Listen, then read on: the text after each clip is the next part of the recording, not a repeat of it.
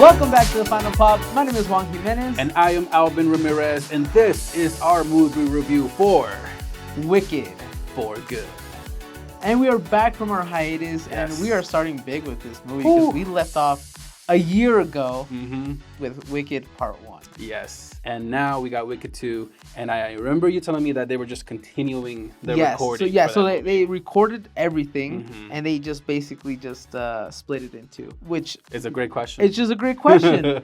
Did you mind having two movies? Nope, I did not mind having two movies because it felt like if it was just one, it would have been too much to digest. Yeah. If it was like 3 or 4, then they're just stretching it, they're milking it, obviously. But 2, perfect. Last year, we saw Wicked, and I felt like you didn't quite know the full lore of Wicked. Yeah. But you had a chance to go to Sphere to go watch The Wizard of Oz. Yes. And I saw all the little light bulbs going off yesterday. Really? Yeah. Oh my God! It felt like I was watching Star Wars for the first time in the correct order, and I felt so privileged to actually watch it this way. Yeah. Because in the movie theater, I was just there like, bro, isn't that the tin can? Isn't that where the tin can? Tin Man. Tin Man, sorry.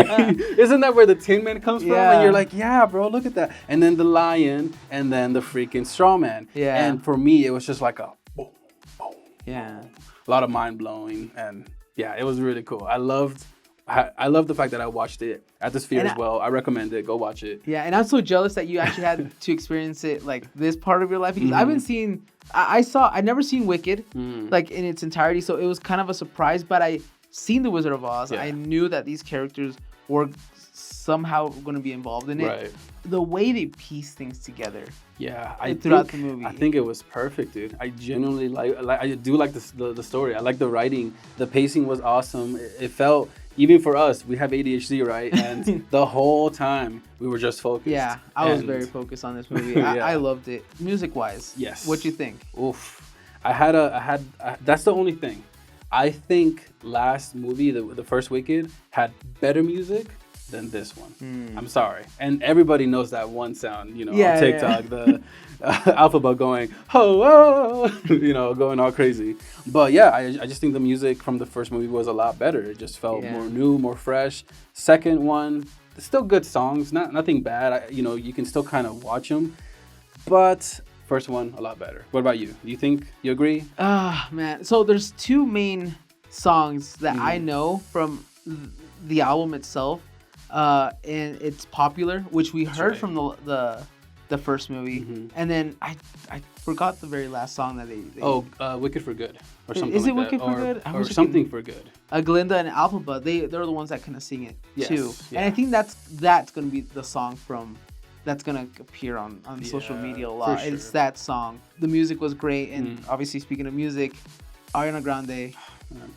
And Cynthia Erivo. Both of them. Yeah. They killed it. So goddamn talented. We all knew Ariana can sing, right? But Cynthia, that was like a big, what? She can sing? Holy shoot. And she can definitely sing.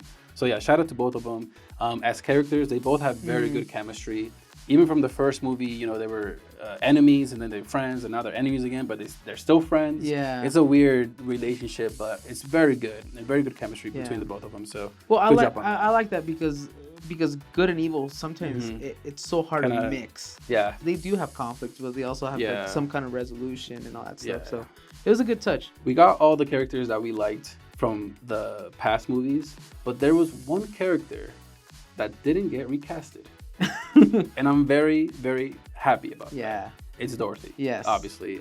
We all know the tragic story of the actor and what happened and all that, but I feel like what they did by not casting someone to replace her, it kind of does. They just never showed her face, and that insinuates that it's Dorothy. It's always going to be Judy Dorothy. Garland. Yeah. Exactly. Yeah. The fact that they didn't cast Dorothy was a very good PR move, because if they did, I think everybody would have been like, her? Yeah. I don't like her, or I don't know, she doesn't really fit.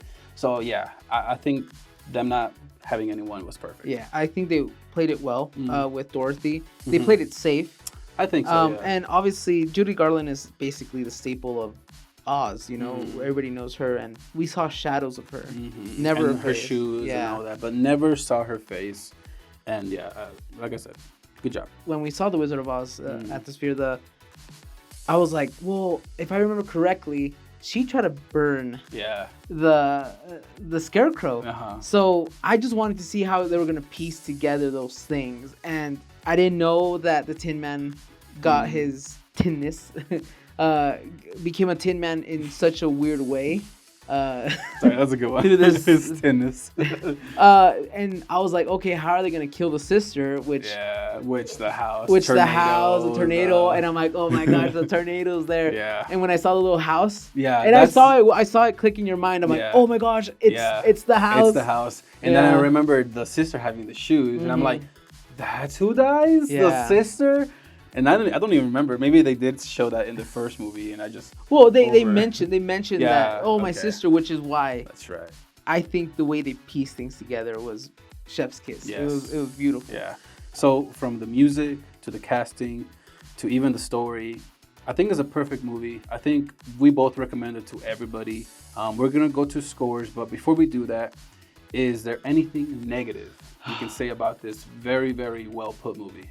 My score is pretty high because I'm so hard to pay attention to movies. Sometimes I do just doze off when it's not a good movie. Right. I think anybody.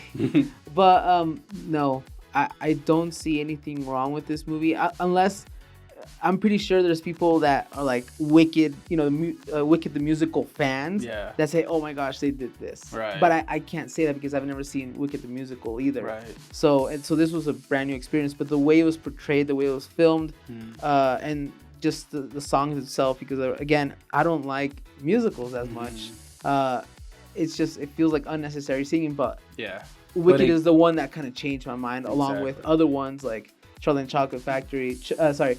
Charlie and the Chocolate Factory, along with The Greatest Showman. The Greatest Showman. Yeah. So those ones were like, you know what, music in this one is okay. Yeah, because it actually went with the story. That's what I like about this movie, because it continues. But other movies, they just have some situation happening. Yeah. They sing about some other thing about the town and whatever, and they come back to, it just doesn't even matter having that musical just filler thing. music, basically. Yeah, filler music. Yeah. But this one felt so like purposely done. Yeah, purposely like done. Every song was meant to be put for us to listen. Yeah. So I love this movie. And do you have anything that negative that stands out? Yes. One person and one person only. Oh my gosh. That's the character. Yeah, so there's one character I didn't like. It's Alphaba's sister. She just felt so uptight and annoying, and like, I didn't like her character, but I get it. She was. I remember from the very first movie, you were saying the same thing, that you did not like the sister. Oh my god. Is it on purpose or something? I don't know. You just said that. It's just a bad cast. I don't think she was a bad cast. You tell me, am I? I think she just played her character well, that it was enough for me to get enough mad for you about to it. get Okay. mad. Yeah, fair enough. Because she was like, oh my gosh. If I can't get my love munchkin, then nobody can. So he blocks him into the city. Yeah. Which was a weird power move, by the way. Oh yeah, there was a few things. But that power move made everybody gasp in the theater. Yeah, absolutely. You're like, oh shoot. Oof, they're talking about something else. Anyways, guys, so we're gonna go to scores. I would like you to go first because you gave me a score on our Before the Pop, which was high. Yes. Did that score change at all? No, because I'm actually gonna go see it again this weekend. Really? Yes. I'm gonna give it 100%. I think this movie. It's one that people have been waiting for a long time, but apart from that, I think this one is gonna become a classic. To be honest, it's not one where you're gonna it's gonna come up on a streaming service and you're like, that's a good movie, I can rewatch this again. And the crazy thing is, there's two of them. People are gonna be watching the first and the second back to back. Oh yeah. So they're they're gonna sell them in sets too. Yeah. But yeah, no, and the music and the messaging that goes on in this movie, it hits every age. Kids to even adults. To adults, especially the spicy scene. Not sure, there's no spicy shit. There's no spicy, but we know that there's spiciness. Yeah, we weren't given permission to see it. It's hidden. But I think it was a great cast overall. Nice. Jeff Goldblum, by the way. I know, right? Always, he just brought humor to the movie, even in the darkest times for some reason.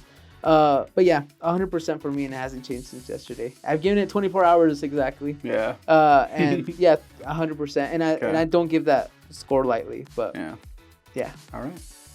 Has your score changed? It has. Oh no, it's gone lower. I love this movie a lot. I would rewatch it over and over. It's very good, and I'm actually tempted to go out and see the musical. We gotta go see it. Yeah, we gotta go see it. Yeah. I'm gonna raise my score a little bit, and I'm going to go to 98.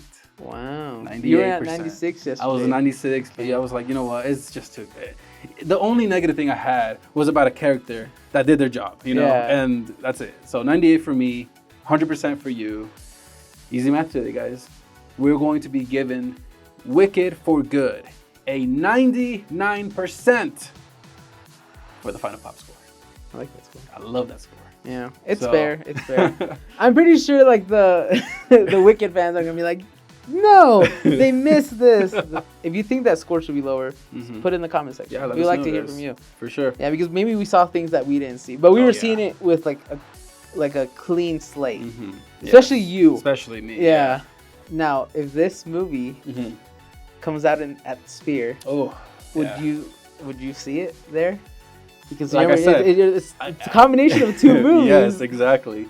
If they had a possibility to watch both movies in one night, I would do it. Okay. But maybe they'll shorten it to make it into one movie. Yeah, but we already talked that if like dividing it in two movies was perfect. Yeah. Now maybe it would be just way too much. Yeah. Then I guess we just have to watch both. They're gonna get their money, that's for sure. All right, guys. Thank you guys for watching. Make sure to go to our website at thefinalpop.com where you can review Wicked for Good as well. And don't forget to follow us on Instagram at thefinalpop. All right, guys. Thank you guys for watching. And as always, stay entertained.